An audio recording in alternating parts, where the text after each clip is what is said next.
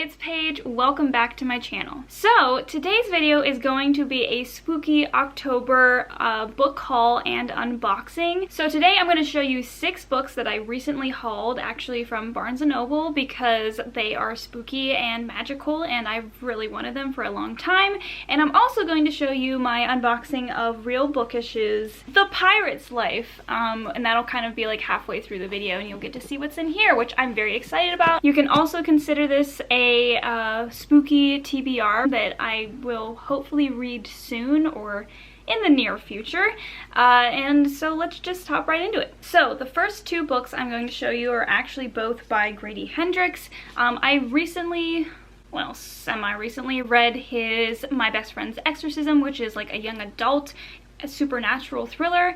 It wasn't my favorite book. I did enjoy it, but it wasn't my favorite, but I do have high hopes for these 2 books. And actually I've been wanting these 2 books probably before I even wanted My Best Friend's Exorcism. So without further ado, here is the Southern Book Club's Guide to Slaying Vampires. So this is like an adult supernatural thriller, obviously starring vampires, and this is set in the South. Follows this like women's book club who one day faces the threat of a mysterious stranger in their town who is, spoiler alert, a vampire, and their job is to protect their town from this mysterious vampire's blood-sucking ways.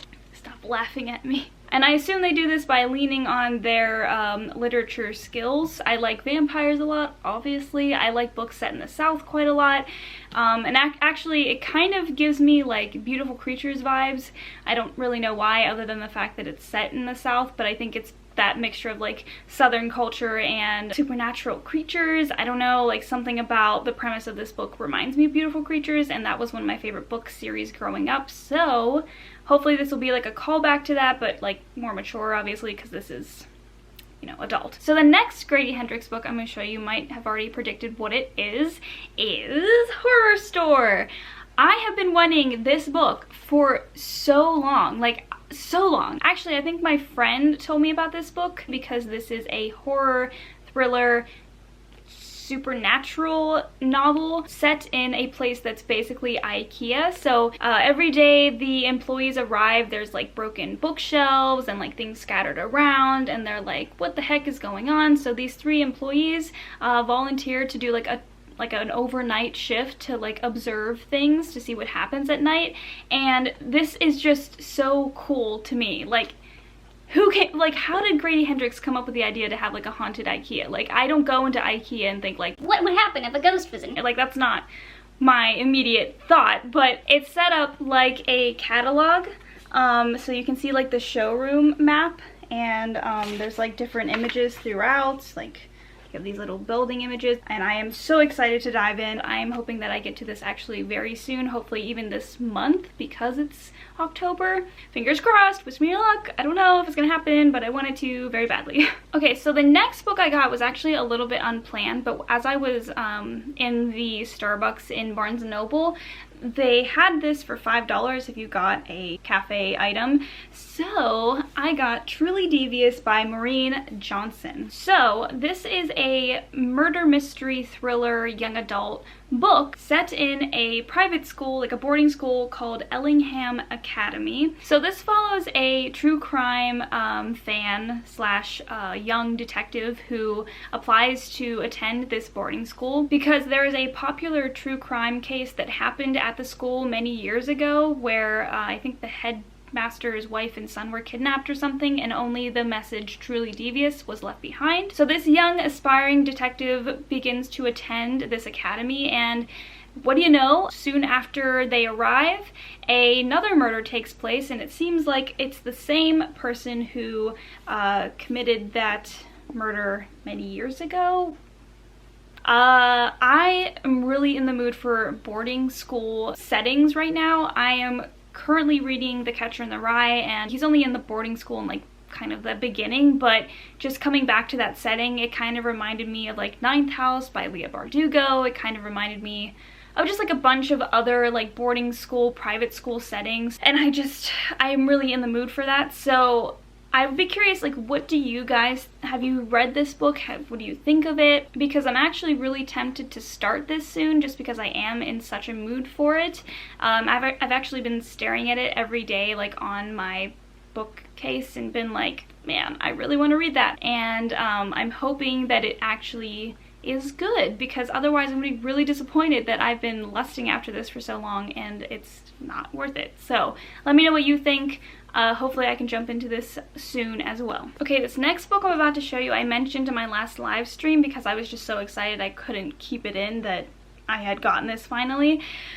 That is Alice by Christina Henry. So, many a month ago, I did an online book shopping video where I accidentally bought Red Queen instead of Alice. I believe that Red Queen popped up in place of Alice, and I just didn't register that it was a completely different cover and a completely different book, so I bought it, and I have the sequel. It's back there somewhere, but I never had the first book to start it, and I've been wanting to read this book for so long because I am such a huge fan of dark retellings, and that's exactly what this is.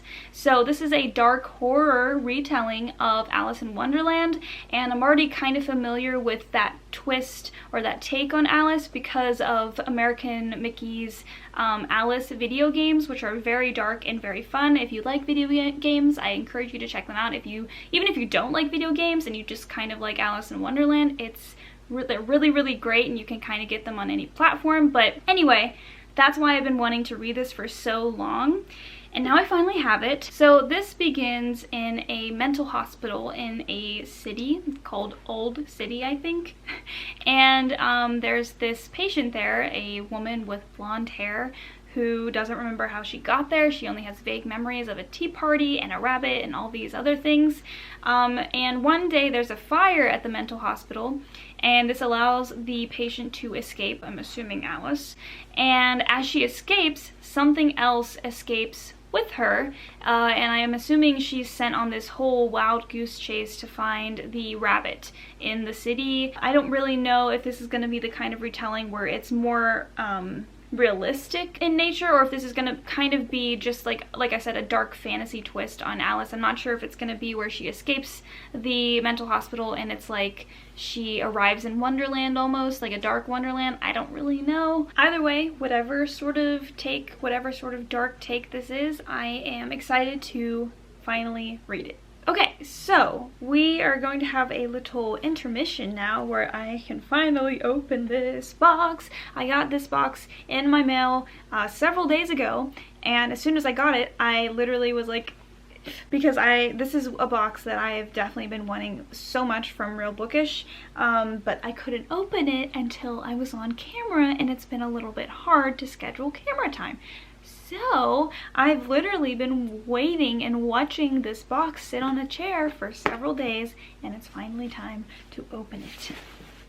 So what Real Bookish does is they combine movies and books, and they have like artifacts from both things. And in this case, they will be artifacts from pirate-themed books and movies, I'm assuming.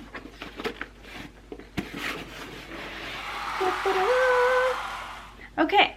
So, as always, we have the little card here, and we have the items featured on the back. I usually ignore those because I don't want to be spoiled for the entire box, because I like the process of unboxing it. But so far we have white confetti. It looks like a bulbous gold thing, which looks like a bath bomb. Hey! This is a coconut bath fizzer with a fun surprise inside. It's called a treasure bomb, which is extremely fitting for this box. Created by a pair of teenage sisterpreneurs. I think I've heard of these two before. I think, were they on Shark Tank? But either way, this is a really cool bath bomb, and I can't wait to see what's inside. I will let you guys know maybe on Instagram what's going on with this.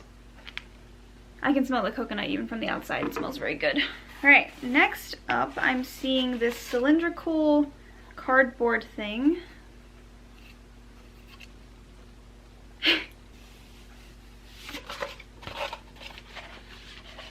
Oh my gosh! They're female pirates! Troy's right there.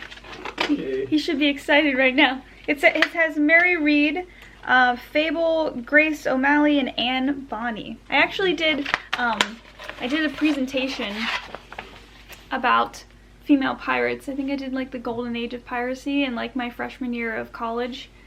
So this is very fun. This is really cool. And Troy's a big fan of the Assassin's Creed games. And I think they had Mary Read, right? Black Flag, yeah. Yeah, and Black Flag. That's so cute. I love it quite a lot. So there's that. Next up, I see, oh, yeah, that's adorable. So this is a tiny little notebook.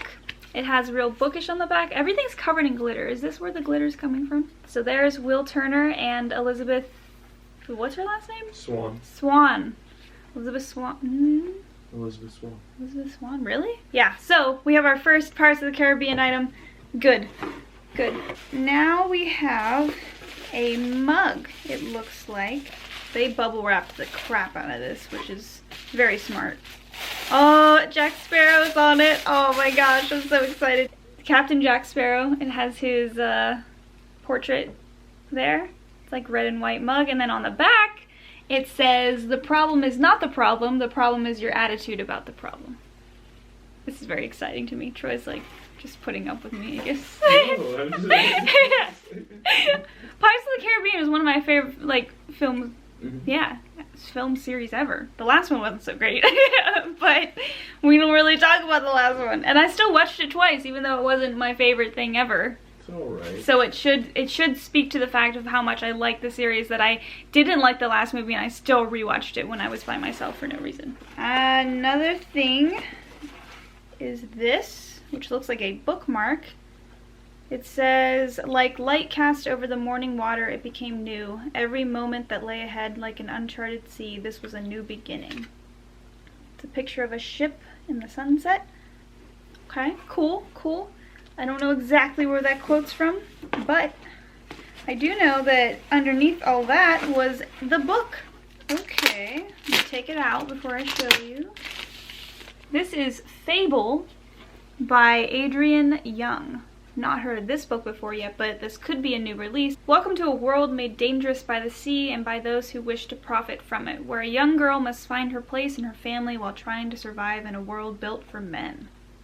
I'm always up for a good pirate story, especially one with a female lead.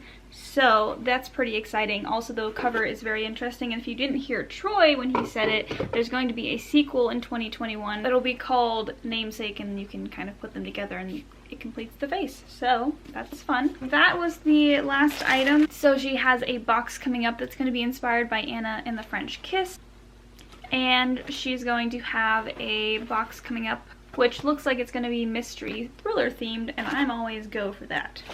Okay, and FYI, I looked on the items featured card, and this bookmark is featuring a quote from Fable.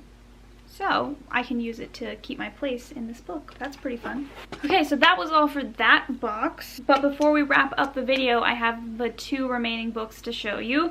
And one of them I have been talking about for several months since I read the first book in this series. I vowed to immediately purchase the second book in the series as soon as it came out. So that is Blood and Honey by Shelby Mahurin. This is the sequel to Serpent and Dove, which is a young adult fantasy series which I read a few months ago and absolutely loved. I gave it 5 stars. It was just fantastic to me.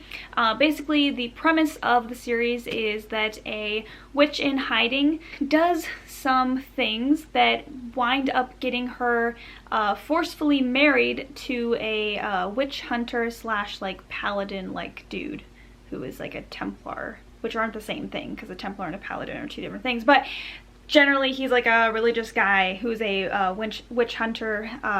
He doesn't know that she's a witch, but they're in holy matrimony together, and things progress from there. And this is the sequel to that book. I've already heard a few things said about this book. They haven't all been good.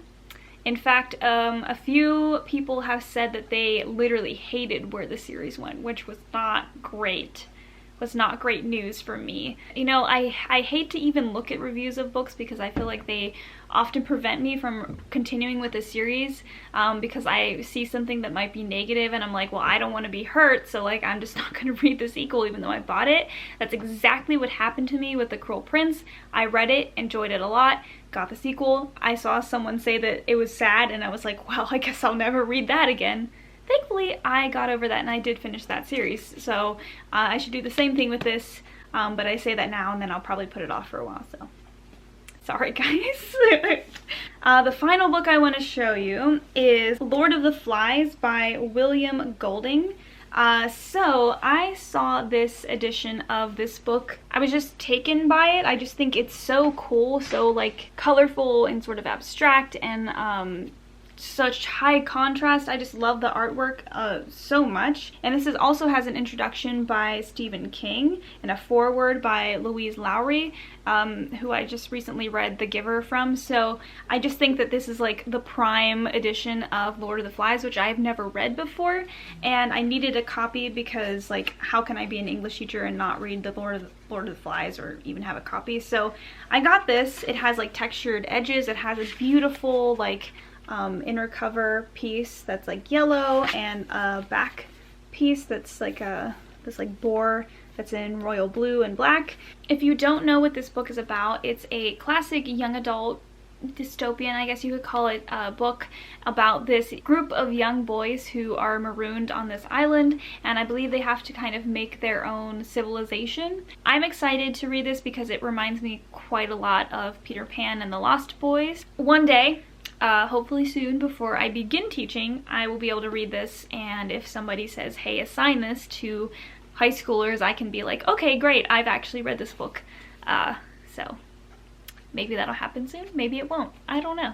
Okay, so that was all the books that I had to show you, and I guess at the end that ended up being 7 books, including the book from the box. So 7 books and bookish slash movie-ish things. I hope you enjoyed all of them as much as I did. If you have read any of them and you have an opinion about them that you'd like to share in the comments, please do so. Please comment and let me know your thoughts. But anyway, I hope you liked this video, and if you did, please like, comment, and subscribe. If you have not already, please follow me on Instagram, Twitter, and Goodreads. And yeah, I will be seeing you guys very, very soon. Bye!